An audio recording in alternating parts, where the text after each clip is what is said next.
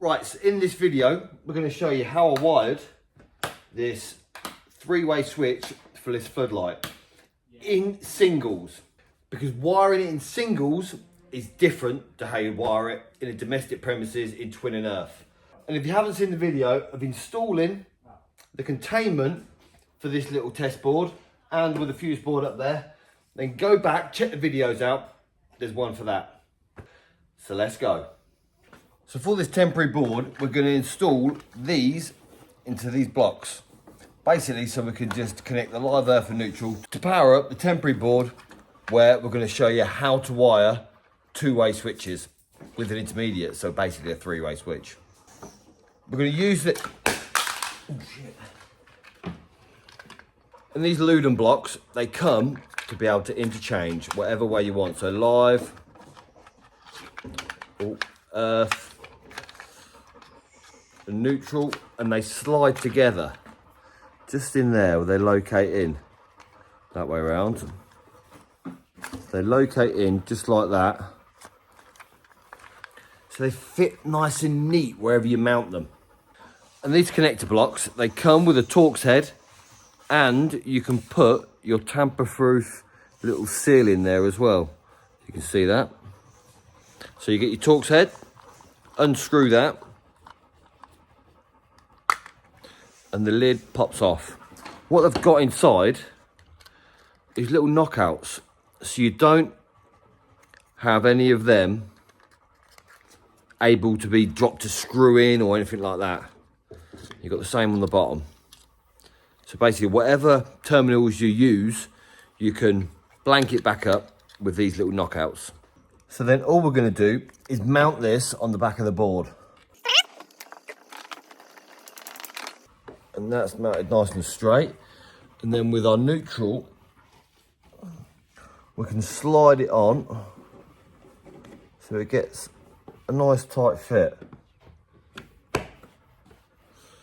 So with this, all we want to do is put it on there so it locates next to it, which is all the same, so it's a nice straight fit.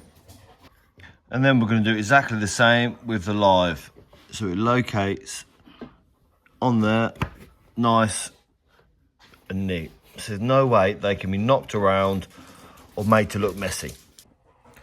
And then with the cables, we'll just bring them nice and neatly down and into the terminal block. So basically cut that one off there, bring that one nice neatly down as well. We'll cut that off there. You just want to go two in, because basically then you've got space for something else if need be. You can go into the bottom. So we'll cut that off there, and then bring that one down as well and go in there. Just two in on the connector block, because then obviously if you're going to go into the bottom, it will leave another two for you to terminate another cable. There we go. And then each cable, you want to make sure that there's enough that goes in to the connector block. But with these 25mm double insulated, I like to do the first one so the bit of insulation, the single insulation, does go into it first. So then you've got the double insulation that actually goes into the block. It just fits a little bit neater into there, because double insulated struggles to get through the top. If you see this double insulated cable, it struggles to get through in there, so just cut a little bit off and it will fit in a lot neater. And then if you just undo the terminal that you're going to go into, you can take it all the way out if you want, but just enough to get the cable into it. This is what I'd do, so you don't drop it on the floor basically.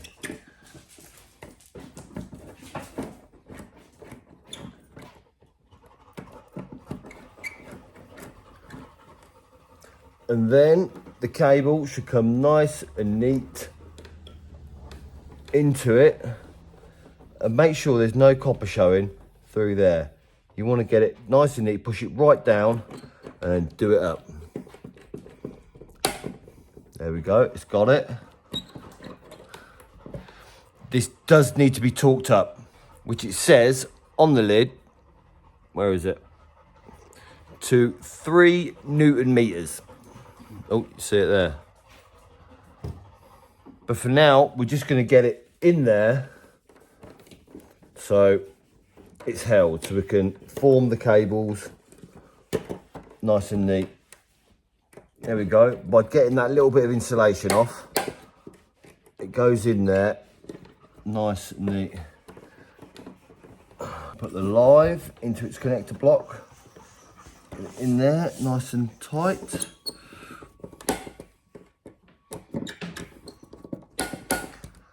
And then you want to torque it up. So let's get this to 3 Newton meters.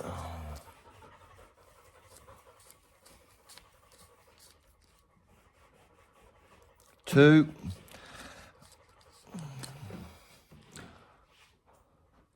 2.4.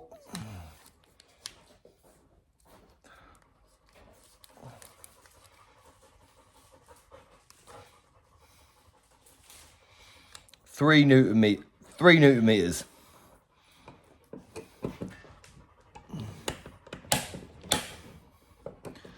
Tighten everyone up.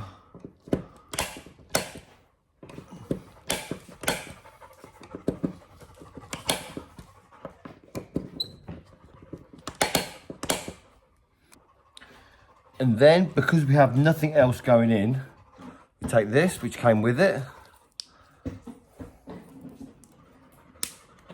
There we go. And slide it back in there, so then nothing can drop in there to a live terminal. Do each one. Nothing can drop in there to a live terminal.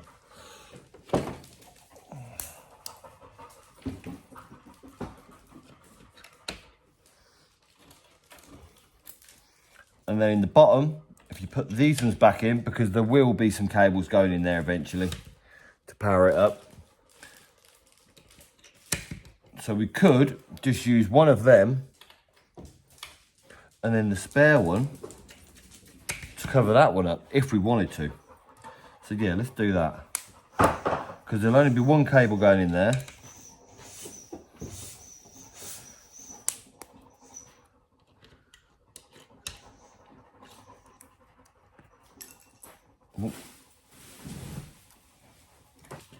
Nothing can get in there but the incoming supply, which will, sugar.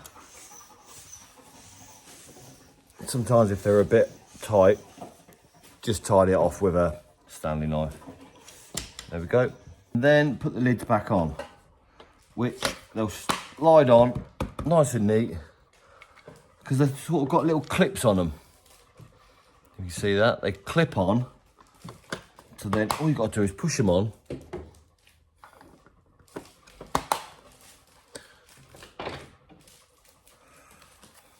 And you can do them up. They're not going to come off, basically. And that is where I can connect my live, neutral and earth up to power up my board. Spot on. Right, so now to wire it, what we're going to do is have a 2-way switch, intermediate switch, and then another 2-way switch, all powering a light that we're going to put up here, fed from that whisker box. And we're going to wire it in singles, so a little bit different from the other videos. And if you haven't got a cable jack for wiring singles, you're wasting your life. It will just get tangled up, so get yourself a cable jack. This is the thing, I'll show you. Basically, when you're pulling the cables off, they're going to get caught. So you want to make it as easy as possible. If you're pulling them off on the floor, it's a nightmare. So just get yourself a cable jack and they'll pull off nice and neat. You can pull off miles. Right, so we're first going to start from the consumer unit with your live, neutral and earth. Straight out of the consumer unit. And where we want to go with this, the earth and the live, yep, they'll want to go down to the first switch. So basically the live coming in from the board wants to go to the first switch. So that will make that easier. But the neutral, however, we want to keep that going and bring that straight over here to the light. So that's going to be the neutral for the light. We don't need neutrals at the switch. There's no point. We're just going to be switching the live to make the light come on. And then what we want is a live and the earth, which will be your switch live, which is going to the light, to come out of the light.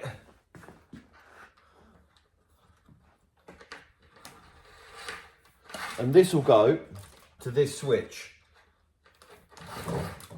So then we'll go in here.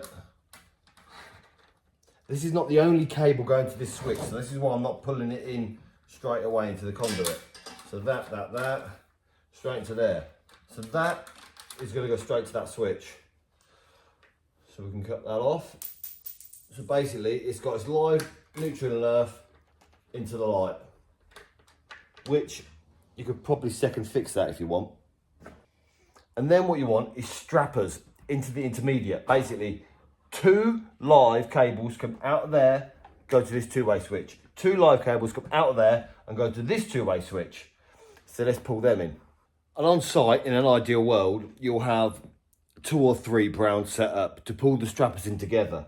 I've just pulled them in individually because I've only got 1 drum of brown. But then when you're pulling them in,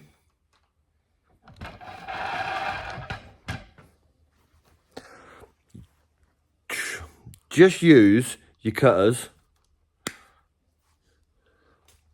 Just use your cutters to label them. 1, 2, 3, 4. This is just an easy way, like 4 nick, to show there's 4 nick that end and there's going to be 4 nick at the other end of that cable. So you can determine which cable's which, basically. And then to pull them in down that bit of conduit, it should be easy, he says, is bend that end over a bit. Because then if there's any bumps, it's going to go through it. So let's put a bit of tape around it. And it doesn't matter what colour tape you use. Whatever you got plenty of, basically. And then feed it down that conduit. There we go. So it'll go in spot on. And that's got your 2 strappers to each switch that hopefully we can determine from when we've marked them on there. And you've got an earth in and out, which is carrying on the continuity of the earth throughout the circuit. Right, so now we want to pull these cables that have gone through the metal trunking up to this switch. And again, we've labelled it. So let's see how we get on around this bend, or to see if we need to go and get a draw wire. Bend one of these over a little bit, just to make it easier to go in.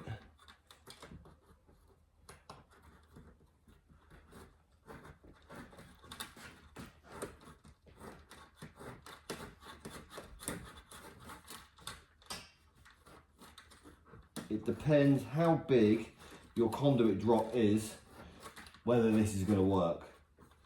Because sometimes it gets a bit tough, gets stuck in there. But this time we have success. It says, oh, there we go, straight in there. So that's it all wired now. So all we've got to do now is second fix and get that light working. This is when you get the lights of plasterers come along and just chop it off, thinking that'll be long enough, when all your cables are marked at the end.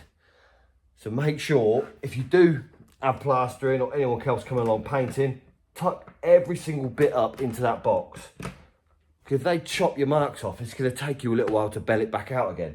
But if it's in there, like this, there you go, plasterers. You can leave a thumbs up on this video now, because I'm showing people to tuck them in the boxes, and then they can skim over it, do what they want, paint over it, and they won't chop your cables. You don't want them chopping the ends off where you've marked it, so you can determine where things go. And another little tip, when you're taking your tape off, score them with the Stanley, nice sharp Stanley. Because if you just pull the tape off and it pulls a bit of the ends off the cable where you've marked, yeah, it's going to get confusing. So just score them a bit, rather than trying to untape it, because I might have sat there for a little while, or I don't know, sometimes it's difficult to come off. Like that one, look. If I just pulled that tape off, well, this is number 2, it's got 1, 2 nicks, it would have pulled that off, and I wouldn't have known what it was. So that's why I say be careful when untaping them. You don't want to pull the ends off. So we've got on there, that is your switch live up, and that is number 4 and number 2. There we go. So we know exactly what ones they are. Right, with these earths, all I've done in the plastic is put them inside a Wago to keep it continuous, so there is an earth at each point. So that's inside the Wago. But then the metal one, I've put to the metal clad switch, so obviously that earths the enclosure. Then what I'd do, just before chopping the cables, get yourself a pen, and then if one's got 1 on, just mark it right at the end. That's number 1, that's number 3.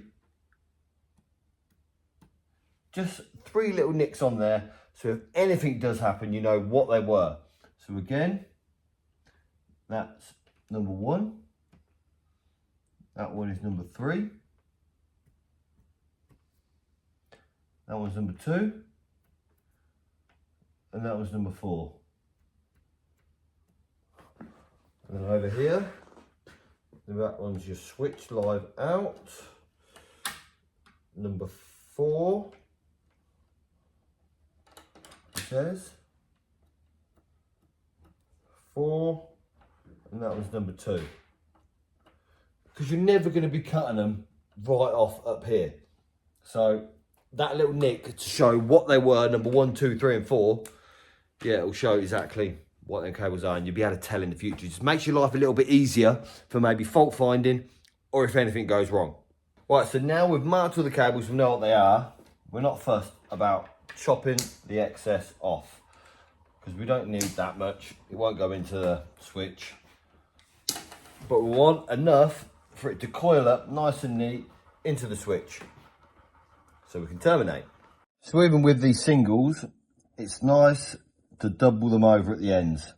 You've only got 1 cable going into each sort of position in the switch, so double them over just for that little bit better connection.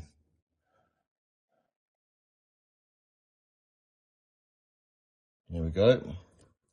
And then get your switch, open it up, and for the common, which is the top, and then we've got L1 and L2, L1 and L2. So the common will be the one coming in from the main board over here. So that one has nothing on, we know that much. So that can go in there. Might have to undo these screws quite a bit to get them in. But once they're in, tighten them up. And there we go. You can't see any copper out of there. And then L1 we'll use for nick 1. So obviously 1 for 1. So we can remember. L1 in there. Tighten that one up. And then L2, oh no, number 3, sorry, we'll go into L2. So remember that as well.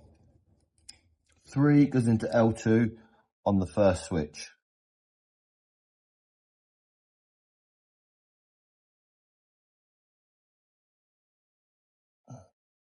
And that will go back in there like that. And then for this one will be the intermediate switch. So this is the one in the middle which we wired. So then we've got L1 at the top and L2 at the bottom. So undo, L1, L2. Undo that again. So you've got plenty of room to get your cables in. There we go. Plenty of room in there, open them up. And then again, because you've only got one cable going in, you've got plenty of room to double these over. Just makes that a little bit better connection.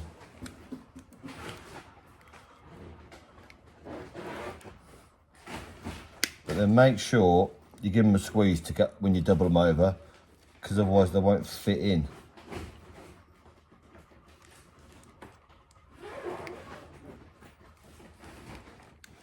In there like so. Right, so we've got 1 and 3 going to the other two-way switch, and then 2 and 4 going to the other one. So what we want to do, number 1 to go into L1, because this goes to the first two-way switch. And then number 3, which also goes to the first two-way switch, we want to put that in L1 too. So L1's basically the first switch. And then with L2, put this, oh, number 2, sorry, put that in L2 as well, because this will go to the second two-way switch. And then number 4, which also goes to the second two-way switch, put that in L2 as well.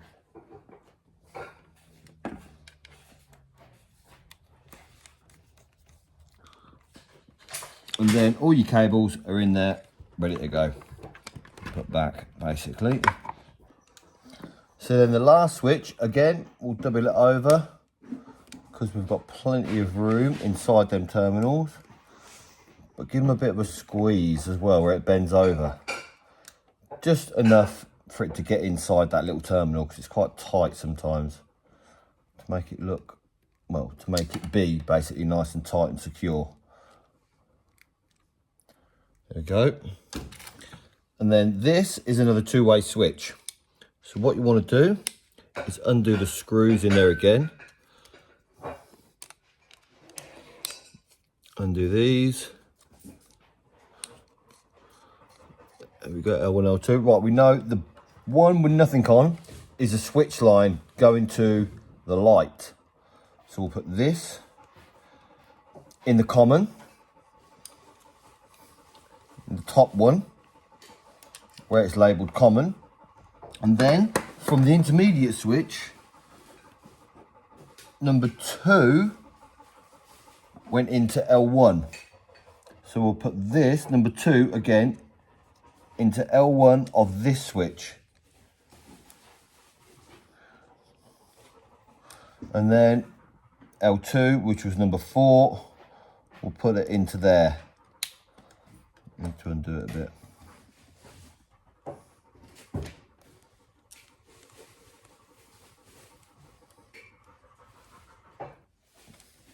There we go. That is all the switches wired. Right, and there is a way you can check that you've got all your switching round the right way.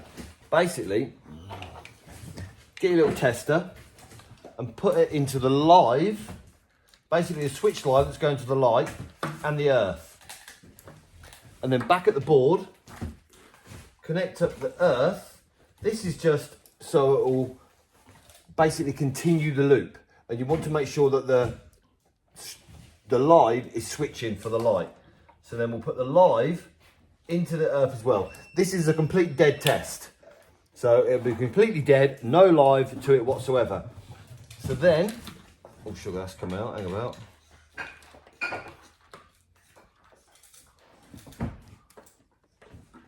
Each switch should turn the light on, which basically should send a live to the light, which this is correct. So far, so good. This just proves that we've got the switching around the right way. And there's nothing mixed up, basically. And that's just a simple way to test that your switching is working before you liven it up. And then before you put everything back together, obviously you want to do your test, your insulation resistance test, just to make sure that there's no catches on the cables or any of the cables are damaged. So I'm quite confident of that. So let's put it back together.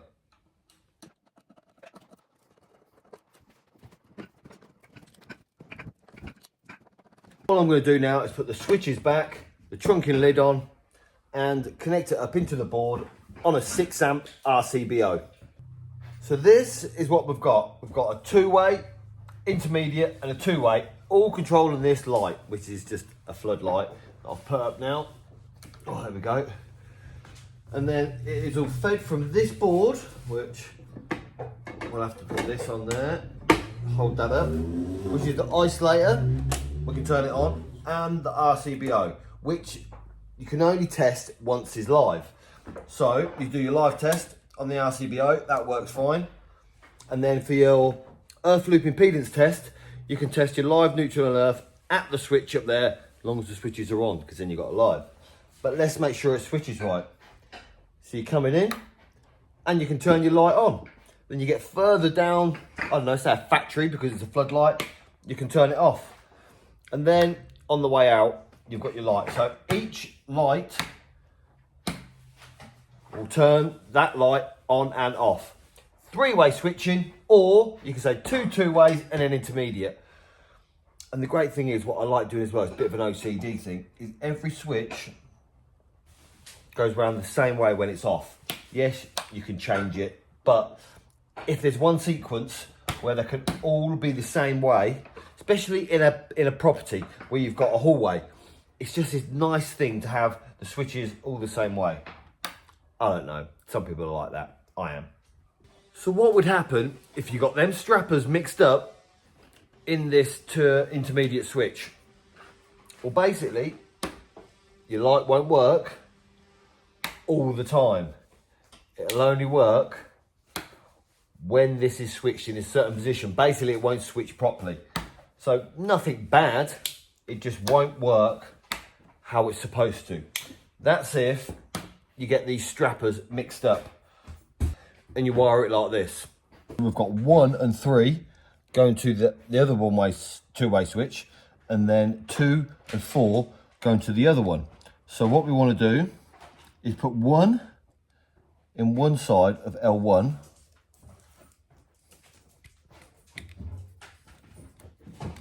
so that's in L1, and then 3 into L2. So basically this is switching the 2 strappers going to the first 2-way switch. Do it up. There we go. And then 2 we'll put into L1 on the other side, which will go to the other switch. I'll make sure that screws out nice. And that'll go in there. L1. And then number 4 will go into the other L2. Need to undo it a bit.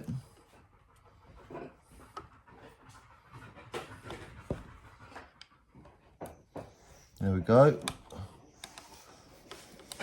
And that one will fit nice and neat on there.